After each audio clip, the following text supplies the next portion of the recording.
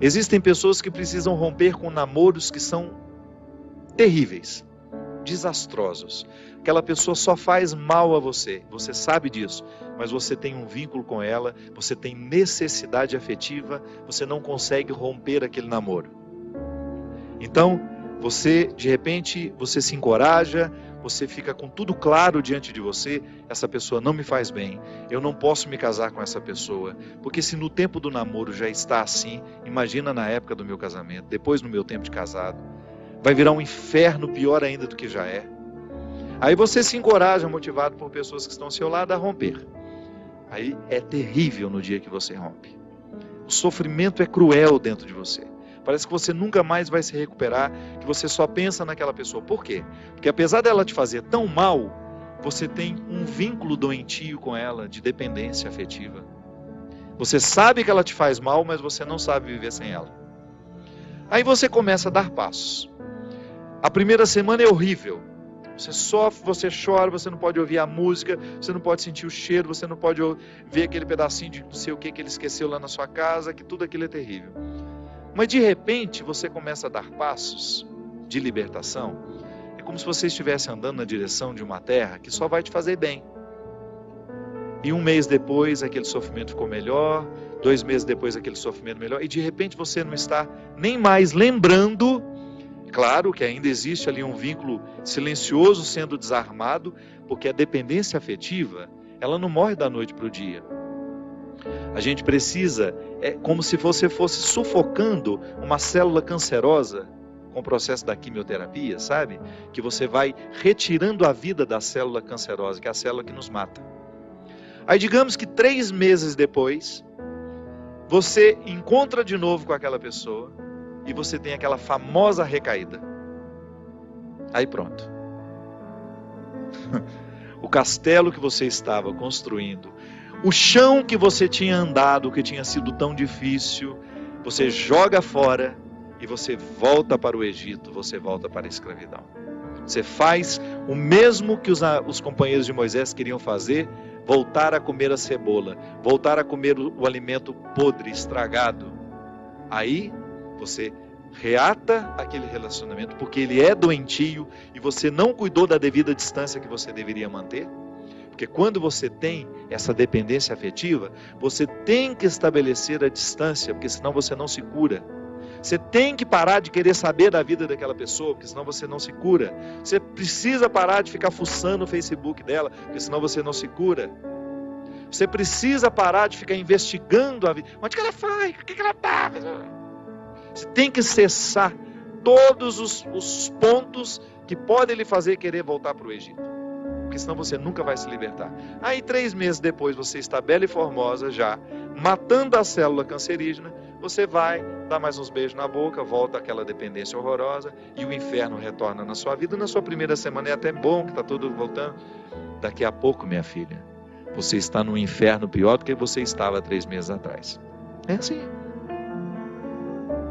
Quando a gente não sabe viver o desconforto que nos edifica, a gente se boicota o tempo todo. É como parar de beber, é como parar de fumar. Você fica sem fumar 1 ano e você comemora porque você parou de jogar aquela toxina cancerígena no seu organismo. E de repente você vai lá e acende um cigarro de bobeira e aquele vício volta como se fosse um monstro capaz de te comer inteiro. Pronto.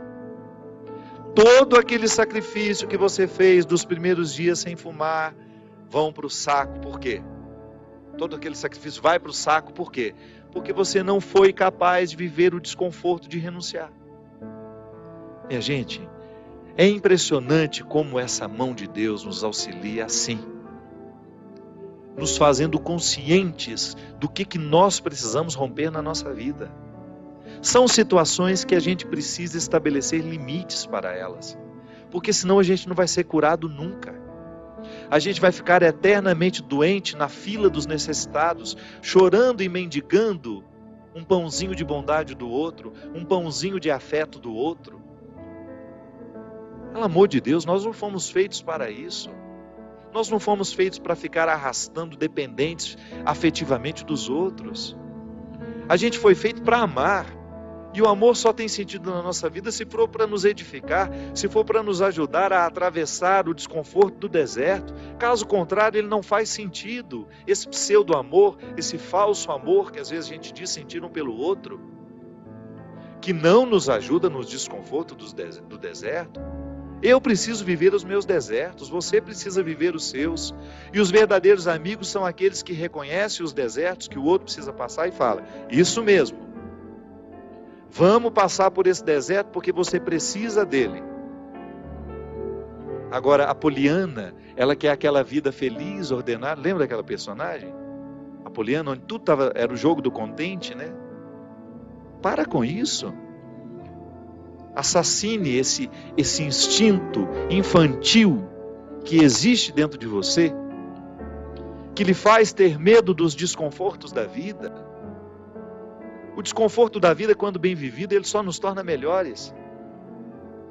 Tira essa máscara de coitadinha que você gruda na sua cara para os outros terem eternamente pena de você. Você só perde tempo na vida assim. Que bobagem! Deus nos segura na nossa mão é para a gente ter condições de atravessar esse deserto. Não é para ficar recaindo eternamente e voltar a comer as cebolas do Egito, porque a gente teve dó de nós, porque a gente teve dó do outro, não. A caminhada é para frente que se vai. E chega um momento quando Moisés chega diante de Deus e fala: agora você resolve essa situação, porque eu não sei mais o que fazer. Já construíram um bezerro de ouro no meio do caminho, já arrumaram confusão, já estão adorando até outras situações, então nem lembrando que o Senhor existe. Eles só não voltam porque está longe demais. Mas retornam de outra maneira, não retornam na geografia. Sabe? Eles não voltam geograficamente porque estava longe já do Egito. Eles morreriam no meio do caminho. Mas não voltavam geograficamente, mas voltavam afetivamente. Porque às vezes a gente já ultrapassou o território da nossa escravidão físico. Eu já saí da cadeia, mas a cadeia não saiu de mim. É assim que funciona. Eu já dei os passos na direção da minha liberdade, mas eu não fiz a conquista da minha liberdade. Eu não decretei a conquista da minha liberdade. Então eu fico afetivamente preso ao meu passado, lamentando as cebolas do Egito, lamentando o namoro que terminou, a situação que foi terminada, a amizade que foi traída. Então, quando Moisés está diante do Mar Vermelho, e ele fica apavorado, porque agora eles não tinham mais para onde ir, ou atravessavam o mar, ou voltavam para o Egito, e o exército do faraó já estava chegando para capturá-los. O que ele faz? Ele tem uma reunião particular com o Senhor, né? Uma audiência particular de urgência. Liga lá para o secretário de Deus e fala: pelo amor de Deus, você pede para ele me atender hoje, que eu não posso mais ficar sem essa resposta. O exército do faraó está chegando. E aí ele acha que Deus iria dar uma resposta fácil para ele, né? Ia dar uma solução rápida. Não. O que Deus fala? Lembra, Gino? Lembra? Corre, né? Entra nessa água. Olha que frase forte. Diga ao povo que caminhe. Eu não vou fazer por vocês o que só vocês podem fazer. Eu vou dar todas as graças para que o milagre aconteça. Eu vou fortalecer a coragem de vocês, mas se não colocar o pé na água, se não desafiar este mar, ele não se abre. E foi o que o povo fez. Moisés à frente, certamente, cheio de medo também, né? Ai, meu Pai de misericórdia, o que vai acontecer agora? Quando ele começou a entrar, a colocar os pés na água, Deus faz a sua parte. Minha gente, a nós nem importa se isso aconteceu dessa maneira mesmo. A nós interessa é o fato de que Deus faz diariamente isso na nossa vida. Sempre que eu me encorajo a vencer os mares que me desafiam, eu estou exercendo o cuidado de Deus na minha vida. Sempre que eu me encorajo a colocar o pé no mar que me ameaça, eu estou cumprindo a parte da promessa de que Ele estará sempre ao meu lado. Você faz a mesma coisa. Sempre que você desafia os seus mares, sempre que você enfrenta os seus desconfortos, quando você não tem medo do desconforto que lhe chega, quando você olha para ele de frente, você fala: e agora? O que é que nós vamos fazer a partir desse momento? O que você me traz de bom?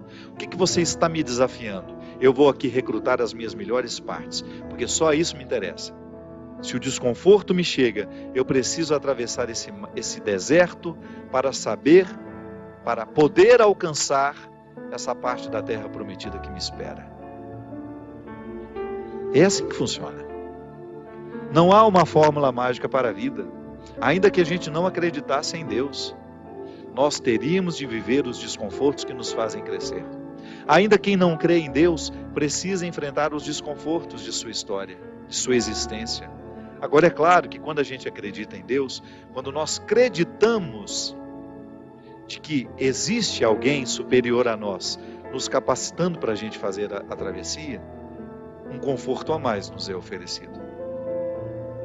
Por isso, baseados na experiência deste conforto que eu já fiz, que você já fez, em muitos momentos, quando essa mão de Deus cuidou de nós, e que a gente dá continuidade ao processo de caminhada, de enfrentamento.